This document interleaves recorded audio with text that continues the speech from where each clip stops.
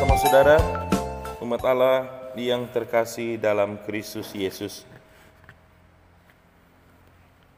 Di hari raya Paskah ini, kita bergembira, kita bersuka cita karena Kristus telah bangkit. Ia yang memberikan tubuh dan darahnya sebagai bekal tugas perutusan kita sebagai pelayan di tengah dunia. Ia yang rela wafat di salib untuk menegaskan akan pentingnya kebenaran dalam hidup.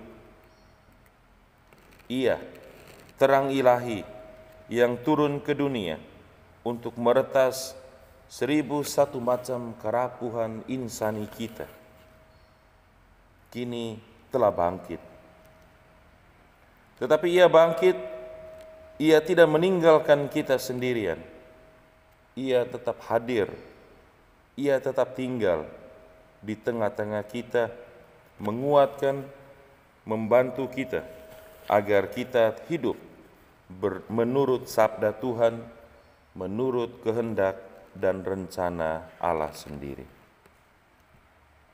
Ketika hari ini kita bergembira dan bersukaria karena hari raya Paskah, ia menegaskan bahwa ia akan terus hidup berdampingan, ada, hadir di antara kita.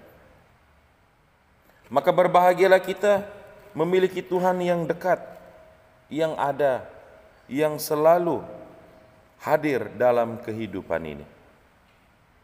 Dan bersamaan dengan itu, kita diingatkan ketika Tuhan ada berdampingan dalam hidup kita, maka seluruh jiwa raga, seluruh kehidupan kita juga hendaknya terarah hanya kepada Tuhan. Ketika merayakan Paskah ini, dan Tuhan hadir di tengah-tengah kita, kita diajak juga untuk selalu hadir di hadirat Tuhan, tidak jauh-jauh dari Tuhan.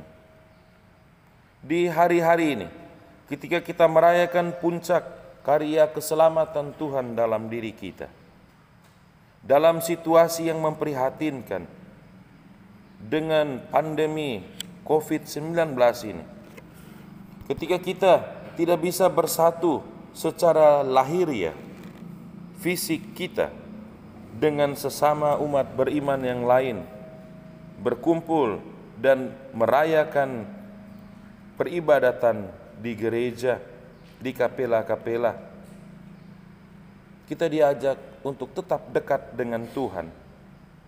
Kita membawa dan menghidupi gereja yang sesungguhnya, yaitu diri kita masing-masing. Kita berkumpul merayakan pekan suci, Trihari Suci ini, di gereja-gereja terkecil kita, yaitu keluarga-keluarga kita. Kita berkumpul bersama anggota keluarga kita untuk lebih intens, lebih akrab, lebih intim lagi.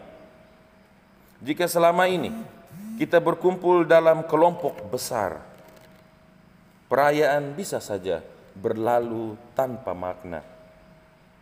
Maka tahun ini COVID-19 mendidik kita dalam kelompok yang lebih kecil, kita mendalami, kita memaknai, memberi arti lebih sungguh pada inti perayaan keselamatan kita ini. Bapak, Mama, sama saudara umat Allah yang terkasih dalam Kristus Yesus. Yesus sudah bangkit, maka kita diminta untuk tidak terus bersedih, untuk tidak terus andilau antara dilema dan galau oleh situasi-situasi terakhir kita ini, wabah COVID, panas panjang, musim hujan yang datang terlambat. Dalam situasi-situasi negatif ini, Tuhan mengajak kita untuk menarik nilai positif agar hidup kita menjadi lebih optimis berlangkah ke hari depan. Bapak, Mama, sama saudara, umat Allah yang terkasih dalam Kristus Yesus. Tuhan telah bangkit, tetapi ia tetap tinggal di tengah-tengah kita. Ketika Petrus dan murid yang lain berlari untuk melihat makam Tuhan, murid yang lain itu lari lebih dahulu tiba di makam Petrus kemudian. Tetapi murid itu tidak langsung masuk untuk melihat apa yang terjadi dalam makam Yesus. Ia menunggu sampai Petrus tiba. Petrus masuk duluan ke dalam kubur, menjenguk ke dalam dan melihat situasi terakhir makam kosong, baru ia masuk. Murid yang lain ini sadar diri bahwa Petrus adalah pemimpin. Ia harus menjadi saksi pertama dan utama dari peristiwa kebangkitan Tuhan. Walaupun ia tiba lebih dulu, tetapi murid yang lain ini tidak buru-buru untuk menyaksikan apa yang terjadi. Dalam kehidupan harian kita, di zaman yang makin aneh ini, seringkali karena semakin jauhnya kita dari Tuhan, hidup kita juga tidak teratur. Siapa saja bisa mengangkat dirinya untuk menjadi nomor satu. Siapa saja bisa menentukan apa saja untuk dilakukannya, untuk dibuatnya, tanpa mempertimbangkan status dan kedudukannya. Siapa saja dapat berbicara seenaknya, membatalkan apa yang sudah disepakati, dan mengomentari hal-hal negatif yang memperlemah semangat persatuan dan berlangkah untuk lebih maju. Hari ini kita belajar dari murid yang lain bahwa sebagai yang lain hendaknya seluruh diri, potensi, bakat dan kemampuan dicurahkan untuk membantu sang pemimpin, bergandengan tangan, menyingsingkan lengan, sama-sama berlangkah dalam kesatuan menuju cita-cita yang satu dan sama. Jangan saling potong, jangan saling gigit, jangan saling baku tarik yang memperlemah semangat kemajuan dan kebaikan bersama. Kita belajar dari Petrus pula. Setelah menyangkal Yesus 3 kali, ia bertobat dan menampilkan diri sebagai sungguh-sungguh orang manusia baru.